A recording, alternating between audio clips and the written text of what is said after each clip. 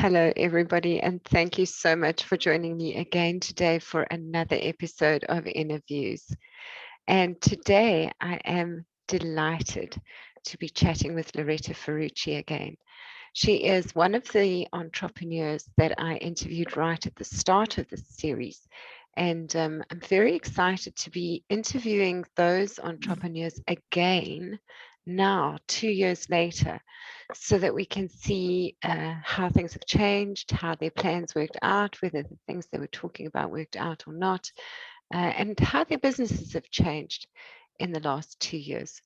So, Loretta, the last time I chatted with you, you were in the throes of pivoting from having a practice as a homeopath to shifting and pivoting into being a wellness coach. And all online, all online. All online, yeah. Okay. Yes. How was that for you? You know what? Actually, I must be quite honest with you, it was unbelievably amazing. I don't for 1 second miss what I was doing. So it's not that I hated it. I loved what I was doing. And I did it for 25 years. And I do believe that I did it really well. I had a very big, busy practice. I worked at it full time. But this was definitely one of the best moves I made in terms of my financial security and in terms of time freedom. Okay, so let me just clarify. I'm not lying on the beach with the money rolling into my bank account. That's not happening. I'm working and I'm working hard, but I have much more flexibility. I definitely do have flexibility. I feel like I've got more freedom. And I think for me, the best part is that I actually have continuity with my clients.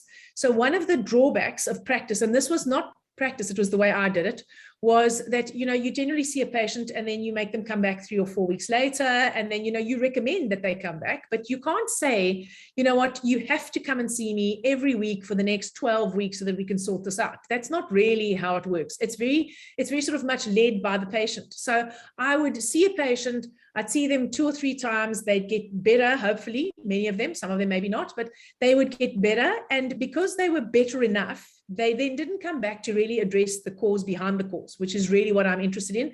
And so I always felt like there were these loose ends.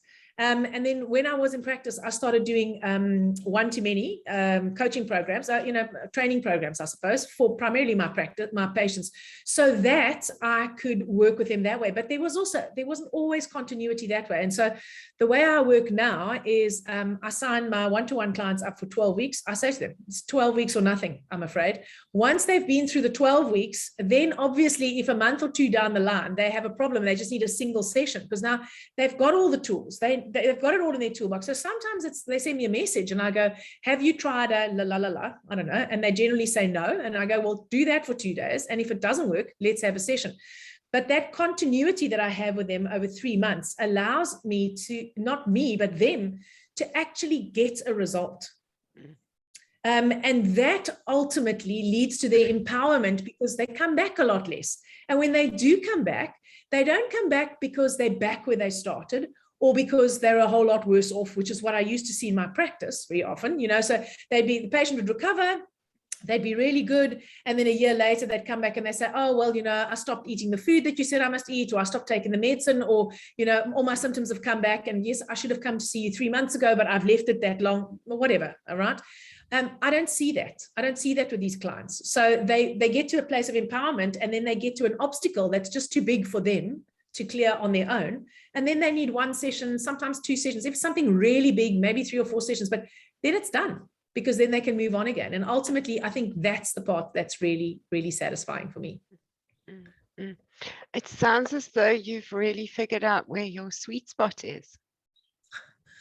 Well, I'm not too sure about that, right? So when I first started, I did this online marketing course and then it was more about like just learning how to sell to people because I obviously had a word of mouth practice and we're not allowed to advertise as professionals. And so, I never had to sell anything to anyone in my life.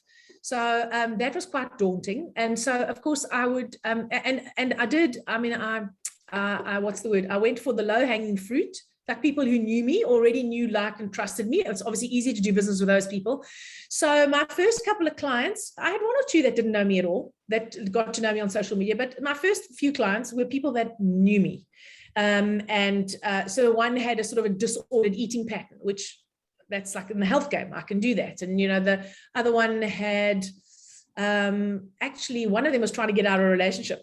Not really my bag, but I mean, tools are tools. They work for anything. So but they were all initially people who already know, like, and trust me. So what I was doing, I was like exercising how do you grow a group, like learning how the tech works, learning how to engage people, how to grow an organic following, how to market organically. Okay. So that was the steep learning curve there. And then I was in this marketing course, and the coach said, well, once you've done enough individuals, then you need to scale your business into groups. So I thought, okay, I'm going to do a group program. So I couldn't really think, because I didn't really have a niche. So health and wellness, right? I mean, hello. So then I thought, okay, so if it were me and I was starting out again, what would I want? And it was like, what I would like? I would like a toolbox that has tools in to allow me to live a more inspired life. Very general. So I basically called it Thrive. You're living your best life. Literally, that was the name of the program. Thrive, living your best life. If you want the tools to live your best life, this is, I think it was 6 weeks, 6-week online program. I don't know, I think I had 10 people or 11 people, which for me was great. I've never sold that much in my life before. It was obviously at a much lower price point than working with me one-to-one, because that was the other thing. It's the whole pricing in the coaching space. If you're in a professional space, the pricing is fixed. And many people in my line of work, they actually make their profit on their medication. So, you charge a certain amount for your time, but then if you sell medication, that's the medication is like the second part of your business, which is profitable, right? Mm. So in coaching, obviously that part doesn't exist. So anyway, did this Thrive. It was great. Did it a second time. It was great. More or less the same number of people. Then I thought, I'm bored. I'm going to do this for the rest of my life. This can't be my niche. And in any case, what niche is this? It's not really a niche. So I actually, I have a pet project that I had been nursing for about 5 years, and that I had taught with people in person with people, and that I ran a sort of beta program online. It was called Digital for Good at the time.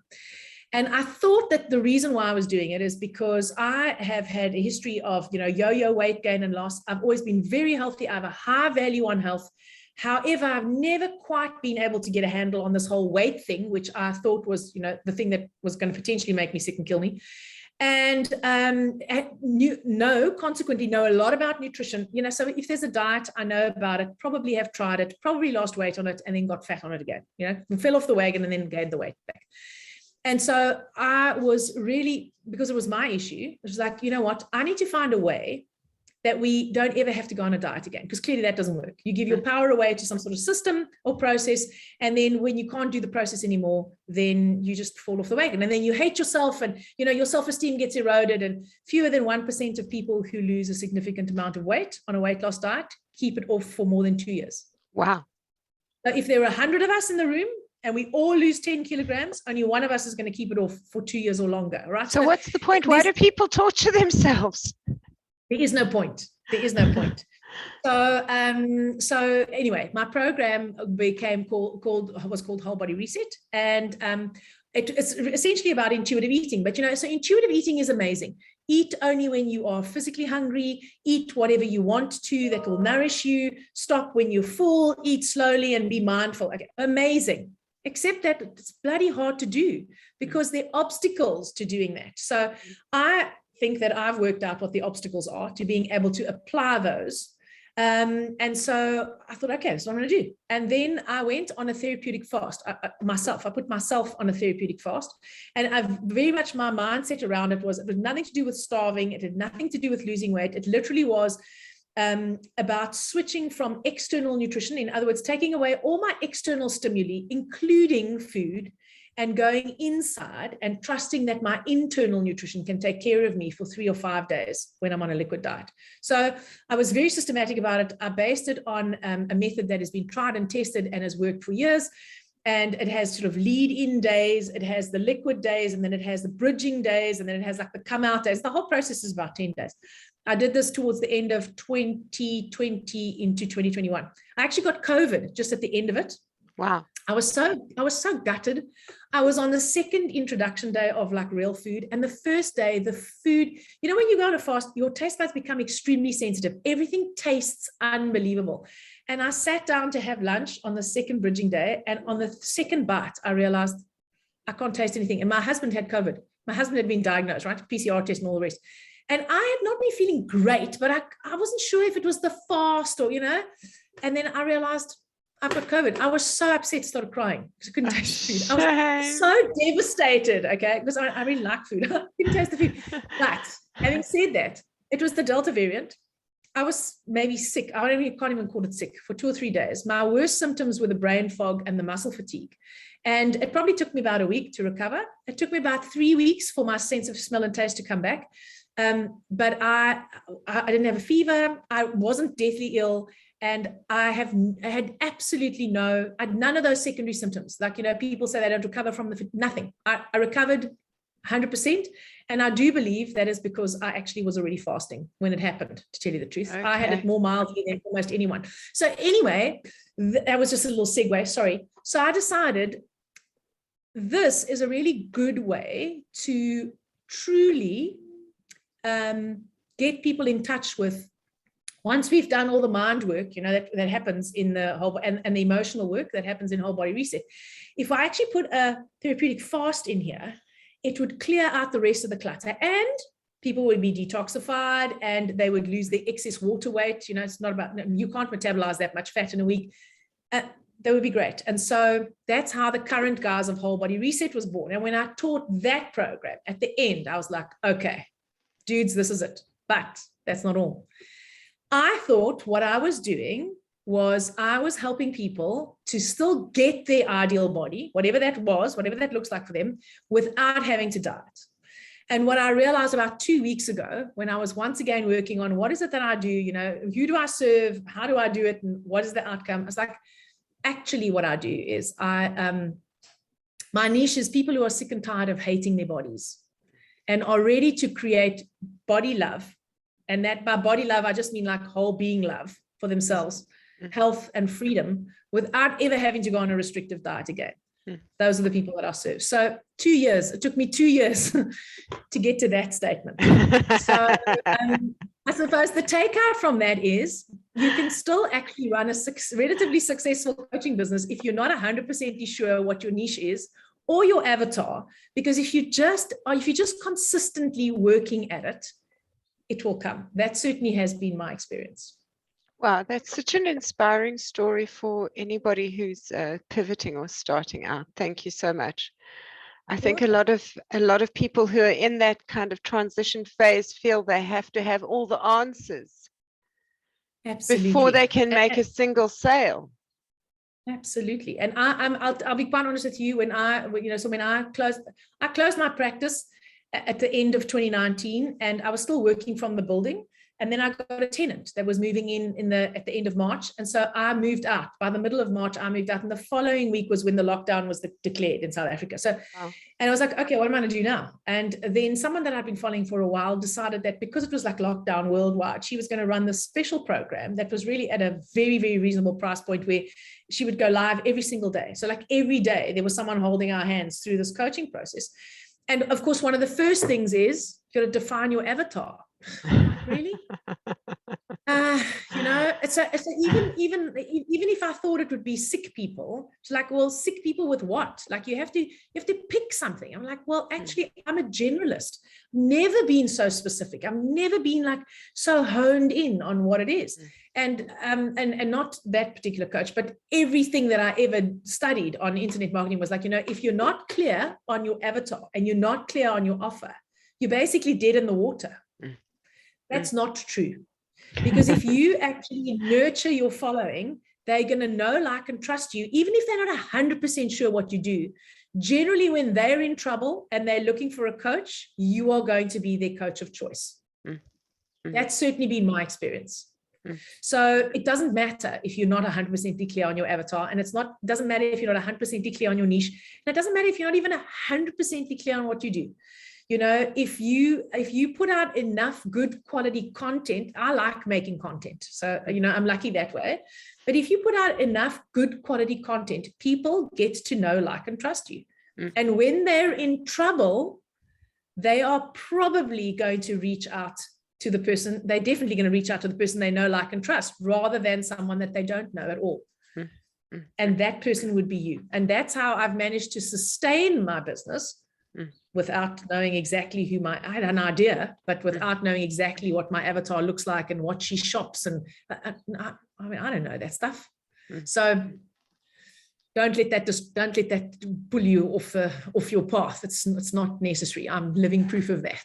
I love that you're giving us kind of an anti-mainstream message. Everybody else is going, you have to have this down, and Loretta's going, no, I don't. I've done it differently.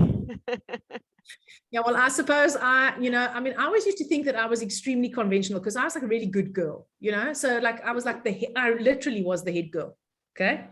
And I believe that that's my persona, and that I've always been like I'm not unconventional, but then when I think about it, so as a homeopath, not really conventional. I didn't educate my daughter. She didn't go to school, not very conventional. And my husband said to me the other day, maybe you should just own up to the fact that actually you're not a mainstreamer. Like, no, actually, maybe I should just do that. I love it. You have a fantastic way for me of cutting through the clutter. Whenever I listen to you, you just go straight to the let's sort this out stuff, and you don't sugarcoat things. I like that a lot about you.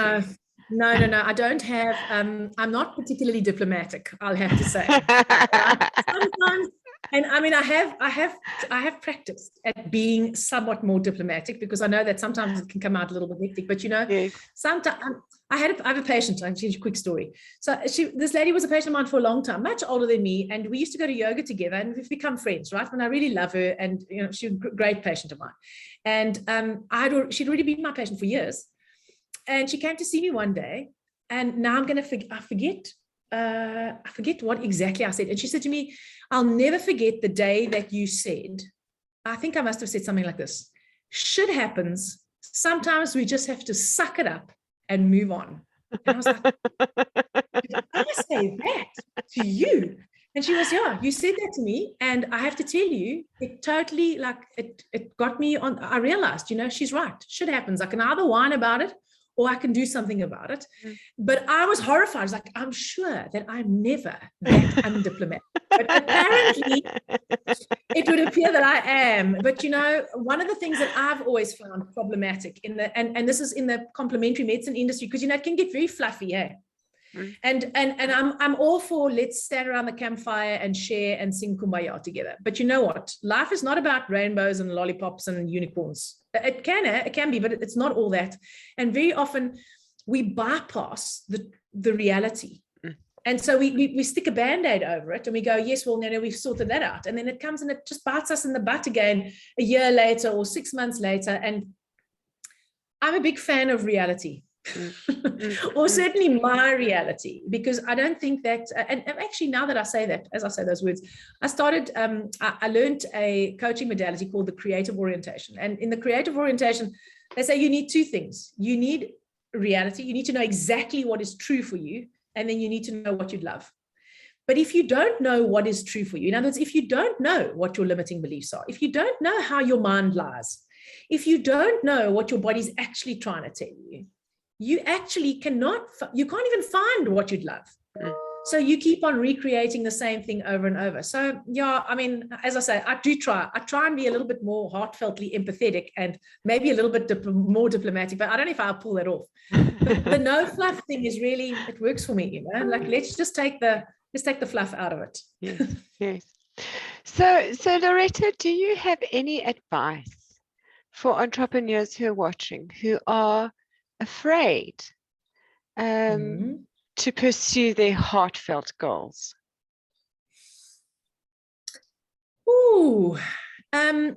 If I've got any advice, it would be, and I know this is going to sound like I'm just trying to sell because I'm a coach, but I really am not. Okay. So I'm going to tell you a little story about that, but there are 1,000 reasons why you can't get help.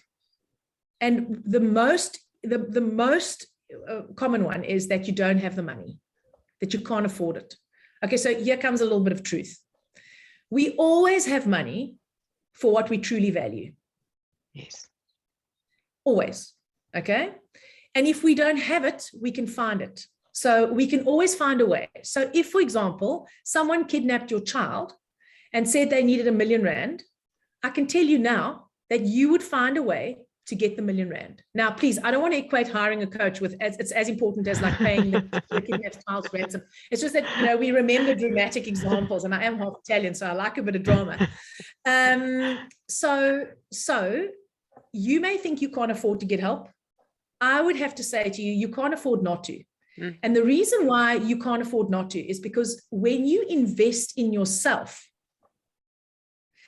that is already taking action in alignment with what it is that you want. You're already making a commitment. And just that action of making the commitment sets all sorts of things in play that would ordinarily not be put into play. So my last little story. So when I was pivoting. So, I was in my practice, and I've been in my practice for a long time, and it had been running really well. But the last sort of 3 or 4 years, I wasn't really that into it because I was trying to I was dissatisfied, it is, but I didn't want to let go because it was safe and comfortable. And I started working fewer days. So of course my overhead stayed the same, but my cash flow decreased dramatically. And quite frankly, it was starting to cost me. And I realized, I can't afford to do this because it's basically bankrupting me to do this. It's now or never. And when I got out, I'm a little bit embarrassed about this, but I owed my accountant, right? 35,000 Rand. And I didn't have the money. So my husband, long-suffering guy, untied some money and said, okay, we've got to pay this accountant, right? And then this opportunity to do this program came up, and the program was $1,000. So $1,000 at the time was 15,000 Rand, right? So I, in theory, had no money. So 15,000 Rand was a lot of money to me, but it had a money back guarantee. So this is what I did. I thought, okay, well, you know what? I'm going to send my accountant a message. I'm going to say, dude, I'm going to pay you 20K. And at the end of the month, I'm going to pay you the other 15K. I essentially leveraged a loan from my accountant to pay for a program that I didn't know was going to work. Having said that, I had followed this particular coach for a long time. And I had said to my husband about 3 months before, if I ever work with anyone, it's going to be that woman. Okay. But her flagship program was too expensive for me at the time. So I put the 15,000 Rand in. I made the money back. But then she had a follow-up course. And this one was, if the first one was $1,000, and the next one was like horrendously expensive to me. It was like $7,000. I was like, I had a meeting with my family and I said, okay, here's the deal, guys. I've only got $2,500. I can do this in 3 payments, but I have to trust that I will make the other $5,000 because I now have an idea of what it is that I need to do here, right? And this is what I'm going to have to do to make $5,000. So at the time I was charging $1,000 for my 8 or 12 weeks. I need to sell 5 people. I think I can do that in 3 months. And they were like, go for it. So I only had enough money for the first of 3 payments. And I had to make that, and then I had no money. So just now I had to live until I made more money with no money. Okay. When I say relatively no money, no cash flow. Okay. And within 2 months, I had made the money back for the program, and I paid for the program. And after that, any client that I sign on, the money was mine. So I am also living proof of I don't have the money means I don't want it badly enough. And honestly, I know that sounds very like privilege. I don't mean to imply that some people don't have real financial needs. So please, if you're not going to feed your children or pay the school fees, please don't do that. Okay. But honestly, for most, of the people maybe watching this, when you say, I don't have the money, it's usually your fear that's saying that you don't want to make a plan because you actually, and I'm insecure. I might come across very confident. Okay. I mean, I know I can talk a good, confident line, but honestly, my limiting belief is I'm not good enough. It's run me my whole life. Okay. No achievement is ever an indicator that I'm good enough. So if anyone is, I had just about sleepless nights. I cried. I can't tell you how many times. Okay. So if I can do it, again, anybody can. You've got to back yourself. And if it is your soul aligned, if it's a soul aligned choice, I'm not saying it can't fail, but you know what? If you don't try, you're never going to know. So for me, I think if I hadn't got professional help to pivot, I actually, literally my business took off in 3 months. And it's not, all my old patients didn't become my coaching clients. Not at all. None. Not a single one of my old patients became a coaching client, right? Not, so that's not where, that wasn't the pool that I drew from. So yeah, get help. That's what I would say. So you've built it all online. Have you spent money on ads? No, but wow, I've now just leveraged myself to the hilt again. So 2 years down the line, I have decided it's time to actually start learning how that works and expanding into that. And so I'm currently doing a program which is 12, which, you know, I'll be quite frankly, I have to be shitting myself again about, but it's okay because I know I've been there and I've done that, right? So I've done it before. I'm sure I can do it again. And you can tough your way through it again.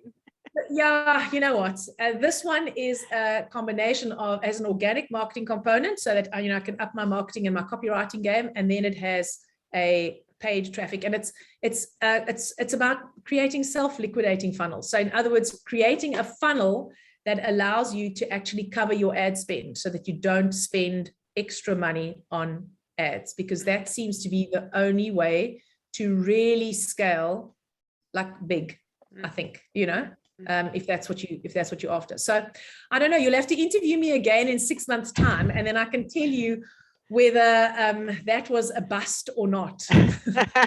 I love it. I must qualify. It's a very expensive program, but again, they guarantee full money back guarantee. So if you do not make the money that you invested in the program by the end of the 12 weeks, they'll give you all your money back.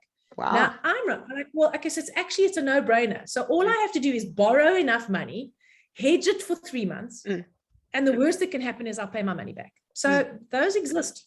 I love your positive story about making yourself a priority, making your skills a priority, and investing in yourself as an entrepreneur. I don't think that message comes through enough very often in like the hustle culture. That it really has too much to. This idea. Sorry, carry on. Yeah, it has to start here.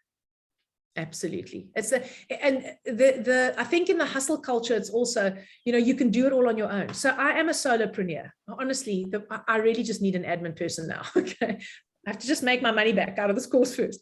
But so you're a solopreneur and you can do it all. It's a lot of work. You absolutely can do it all.